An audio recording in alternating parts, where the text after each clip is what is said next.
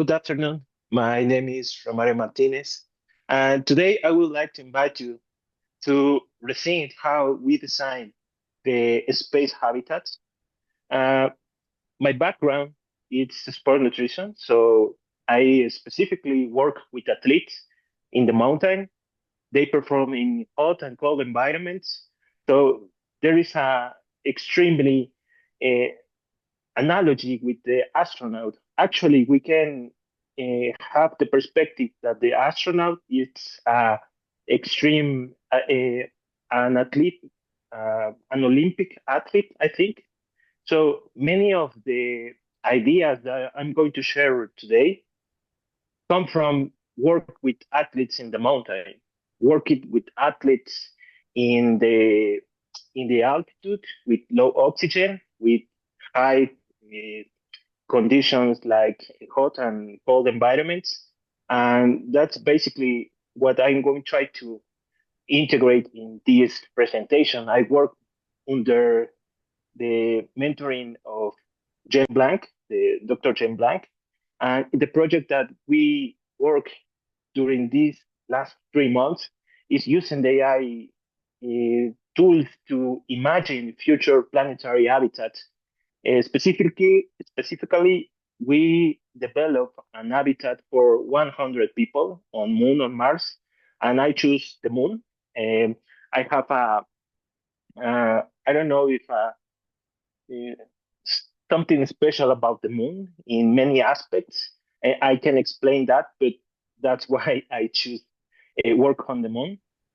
And first of all, before go deeper, let's let's think about how evolution shaped us.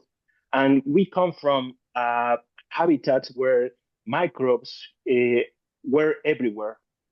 The microbes, the air, the plants, all these organisms co-evolved with us around all this evolutionary process. Today, we live in stereo environments, we live in artificial environments, and this puts a mismatch between our biology and the evolution that change or shape our physiology. Uh, I bring to this presentation two frameworks or two concepts that guide the design of my project. These concepts are recently new. I found it in people in the research of the microbes and fermented foods, and I tried to implement in the design.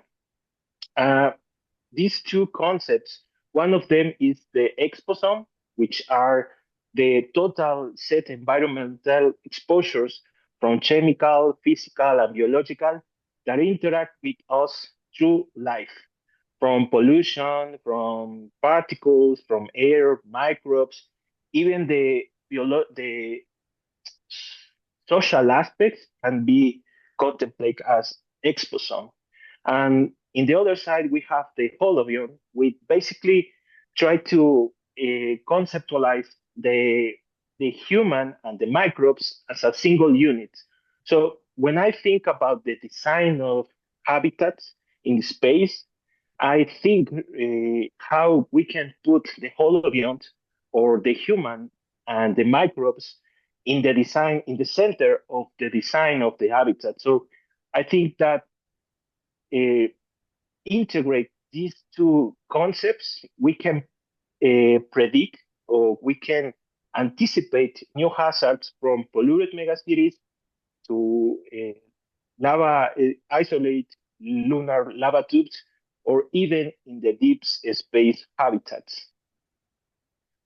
We need to think about how these environments are or how these environments imposed some hazards to our physiology. For example, in the low orbit, we can have the benefit of the magnetosphere. So, but we also have the problems of the microgravity. In the lunar surface, we have other hazards. In the lava tube, we have another hazard, but we can get the benefit of the shield of these caves under the lunar surface. And in the deep space, we have another set of hazards like cosmic radiation that it's one of the, I think, one of the aspects that can cause extremely damage to our physiology. Particularly, I am very interested how the deep space affect the mitochondria, and taking in account these aspects, we can refine the design of these habitats, trying to think how we can counteract all these exposures. So in the second part of the slide, I put the space exposome, which is a relatively new concept to me, but guide all these presentation. I think that microbes are a factor in, even are is extremely important to our physiology because link our inner biology to our external environments. The microbes co-adapt with us as the habitat change, even in space. We can see this in International Space Station, how all these sterile habitats can affect the immunity of the astronaut. So it's going to be very interesting how we can understand the microbes under this condition, under these different conditions. But also we can use the microbes to create new innovations like the 3D printing. How can we use the microbes to improve the strength of the materials created using regolite? How can we use microbes to create new uh, fermented foods in space using bioreactors, or even use synthetic biology? So the future is very exciting for the microbes, and I think the microbes are going to be a central part of our quest to achieve the deep space. And the moon, to me, it's going to be a better, a good laboratory or a scenario where we can test all this technology. I choose lava tubes because I choose the moon to the proximity to Earth because it's going to be easier try to arrive to the moon in this context, but also trying to design an habitat in the lava tubes is going to be very hard logistically, but also going to put in, on test, or will put in test the robotics and AI, because I think this is going to be key parts as the microbes going to be. Uh, in the in the project, I try to understand how can we use microbes in an early shelter and to create these platforms. We can use microbes to restrain all these structures.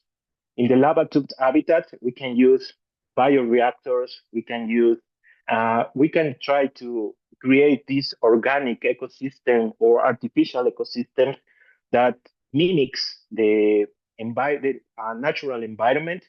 The 3D printing is something I am also very excited about because it's not just about print materials.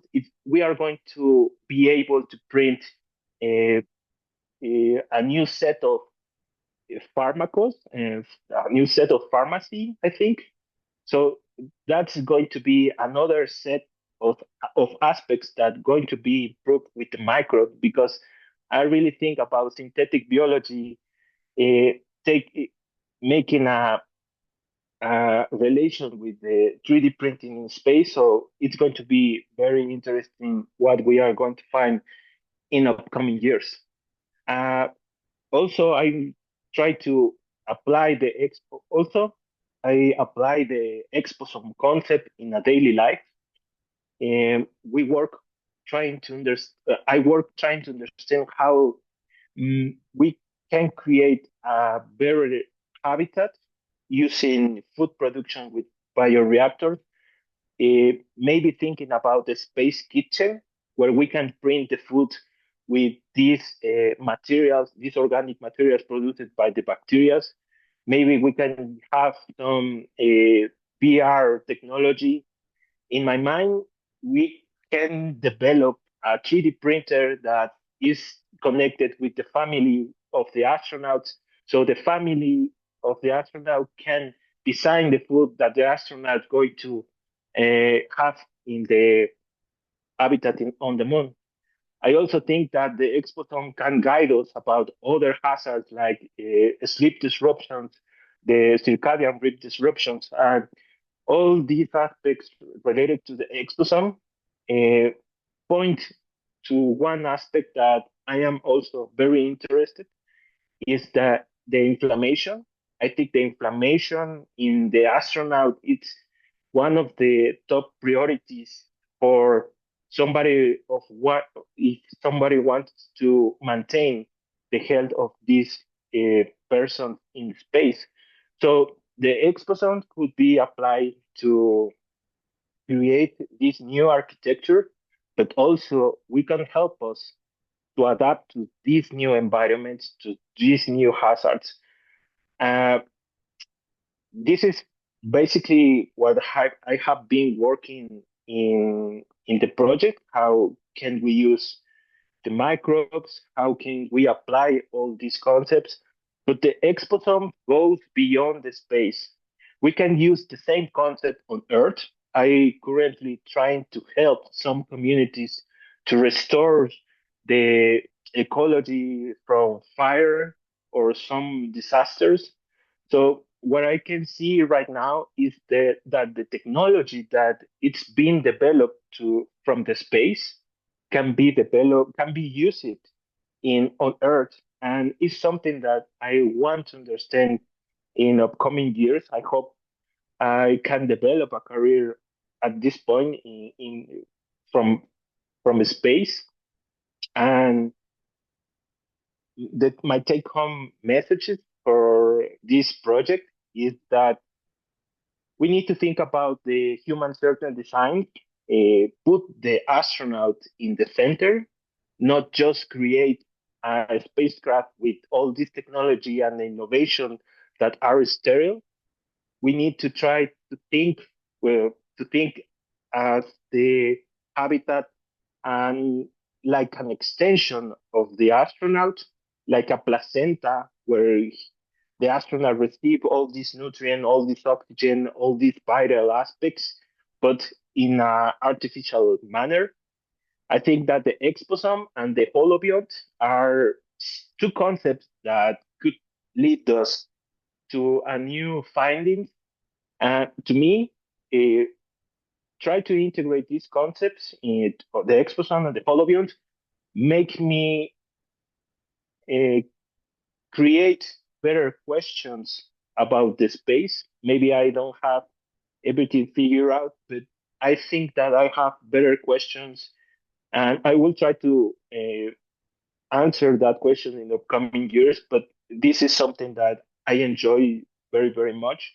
Try to imagine the future, and interestingly, I can use all this information. I can use all these perspectives to in my athletes because I can change the word human and put athlete centered design, and I can start to design some context to my athletes. I can change the word human for a community, and I also can put the community in the center, put the microbes of the community in the center. It's trying to create uh, a better habitat for that community, athlete, astronaut. Is something that I really enjoyed. Uh, at this point, from analogs to community, the insight from extreme societies on Earth, I really think that the space will give us uh, innovation and technology that could help us to in the climate change aspect, even in aspect like uh, cancer, this all this set of disease that are taking down the humanity at, in this moment. So I really enjoy this work in this project. I am a sport nutritionist. 3 months ago, I didn't even know all these aspects, but the amount of knowledge that I get from all the perspective from the community of Blue Marble uh, make me think about a career in this path.